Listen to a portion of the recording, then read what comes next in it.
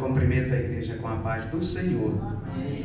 Sem mais delongas, abrimos nossa Biblioteca Santa no Evangelho segundo escreveu Marcos, capítulo 9. Em tuas mãos, Senhor, eu me coloco agora. Fala comigo nesta hora, porque meu coração anseia ouvir sua voz. Em suas mãos, Senhor, eu me coloco agora. Fala comigo nesta hora, porque meu coração anseia ouvir sua voz. Todos acharam? Agora, Senhor, fala comigo agora, Senhor, fala comigo nesta hora, porque meu coração anseia ouvir sua voz. Louvado seja Deus. Glória a Jesus. Marcos capítulo 9, a partir do versículo 14. 9, versículo 14. Diz assim a palavra de Deus para nós: E quando se aproximou dos discípulos, viu ao redor deles grande multidão e alguns escribas que disputavam com eles. E logo toda a multidão, vendo-o, ficou espantada, e correndo para ele o saudaram. E perguntou aos escribas: Que é que discutes com ele? E uma da multidão respondeu e disse: Mestre, trouxe-te o meu filho, que tem um espírito mudo, e este, onde quer que o apanha, despedaça-o, e ele espuma e range os dentes, e vai se secando. E eu disse aos teus discípulos que o expulsassem, e não puderam. E ele, respondendo, lhe disse: Ó geração incrédula, até quando estarei convosco? Até quando vos sofrereis ainda? Trazei-o. E trouxeram. E quando ele ouviu, logo o espírito agitou com violência, e caindo endemoniado por terra, revolvia-se espumando. E perguntou o pai dele: Quanto tempo há que lhe sucede isto? E ele lhe disse: Desde a infância. E muitas vezes, e tendo lançado no fogo e na água para o destruir. Mas, se tu podes fazer alguma coisa, tenha compaixão de nós e ajuda-nos. E Jesus disse-lhe: Se tu podes crer, tudo é possível ao que crer. E logo o pai do menino, clamando com lágrima, disse: Eu creio, Senhor, ajuda a minha incredulidade. E Jesus, vendo que a multidão concorria, repreendeu o espírito imundo e disse-lhe: Espírito imundo e surdo, eu te ordeno, sai dele e não entre mais nele. E ele, clamando e agitando com violência, saiu, e ficou o menino como morto, de tal maneira que muitos diziam que estava morto. Mas Jesus, tomando pela mão, o ergueu e ele se levantou. E quando entrou em casa, os seus discípulos lhe perguntaram à parte: Por que o não podemos nós expulsar? E disse Jesus: Esta casta não pode sair com coisa alguma, a não ser com oração e jejum. Podeis assentar, glorificando e bendizendo o santo nome de nosso Senhor. Queridos irmãos e ouvintes da palavra de Deus, nesta noite nós estamos aqui diante de uma mensagem que justamente fala sobre o Pai, aquele Pai que ama, aquele pai que sofre em prol da saúde, da alegria de seus filhos. E aqui está vivo, bem registrado no Evangelho de Marcos. Observamos bem que o nosso Senhor, pela sua sabedoria, Ele não somente usou o Espírito Santo de Deus para que fosse registrado nessa biblioteca santa, essa mensagem, como também trazer uma boa lição para nós. Vou chegar lá. Observamos bem que aqui havia um homem em que tinha o seu filho, conforme foi relatado aqui na leitura, possuído por um demônio que, infelizmente, lhe atacava constantemente, transformando não somente ele, como seu pai e sua família, em verdadeiros sofredores. Então, o que fez ele? Foi em busca da cura para seus filhos. E certamente foi em busca daquela equipe que o Senhor determinou a fazer o ID, conforme está ali em Marcos, capítulo 16, versículo 15. Ide pregar o Evangelho, fazer a obra de Deus. Enquanto estamos aqui na terra, devemos assim proceder e fazermos a obra de Deus. Pois bem, foi esse pai, juntamente com seu filho, em busca dos discípulos. Chegando diante dos discípulos, ele rogou aos discípulos que expulsasse aquele demônio que afligia aquele menino, que tirava a paz, a alegria da família. E os discípulos bem se empenharam, erguendo as suas mãos para aquela criança e oraram. Mas o que aconteceu? Não foram as orações dos discípulos o suficiente para assim extrair daquele menino aquela ação demoníaca. Por isso, o Senhor Jesus, no momento certo, na hora certa, no dia certo, chegou, se apresentou, né? E diante de todos, ficaram inclusive os escribas atentos ao que iria fazer Jesus. E Jesus perguntou ao Pai, né? Conforme diz aqui no versículo 21. E perguntou ao pai dele: quanto tempo há que lhe sucede isto? E ele disse-lhe: desde a infância. E muitas vezes o tem lançado no fogo e na água para o destruir. Mas se tu podes fazer alguma coisa, tem compaixão de nós e ajuda-nos. Nós temos ciência e conhecimento que o encardido veio para matar, roubar e destruir. E realmente aqui está a declaração desse pai aflito, né? Na qual ele relata que esse espírito imundo não somente castigava esse menino, como também destruía emocionalmente seu pai e a sua família, e a todos que o queriam bem. Mas chegou a solução. A solução que chegou foi o nosso Senhor Jesus Cristo,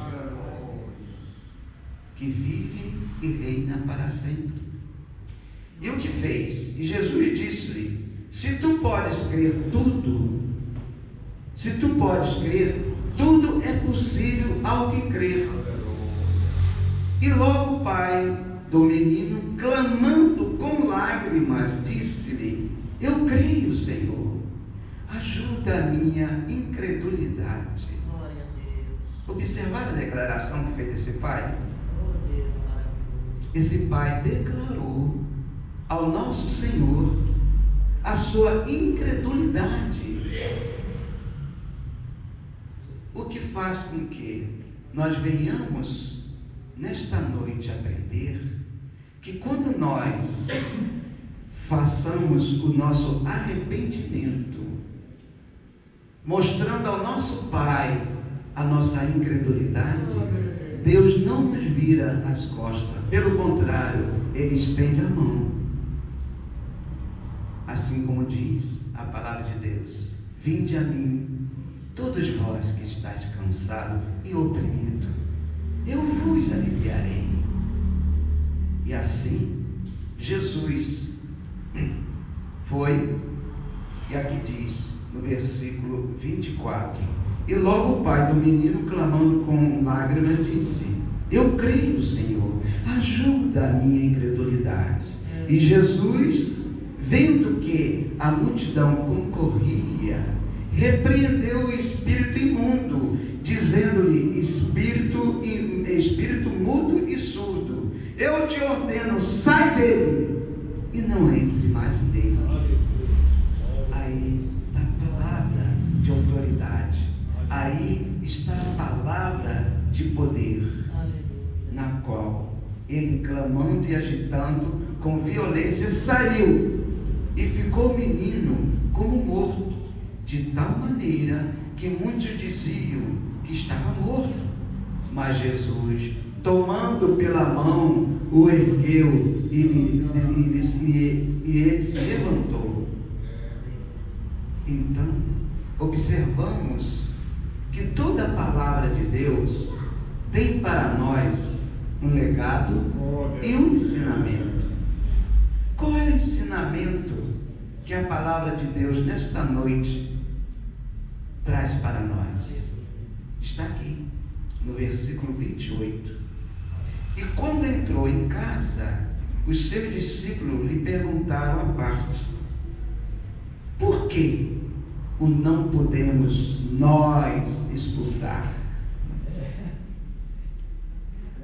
Jesus havia preparado aquele corpo de discípulos para fazer o ide.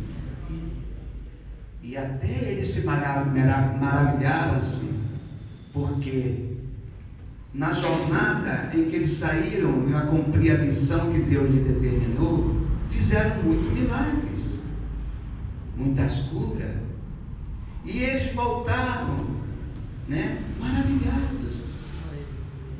Porém, nós cristãos necessitamos de algo muito especial que está contida nesse versículo 28. Vamos ler.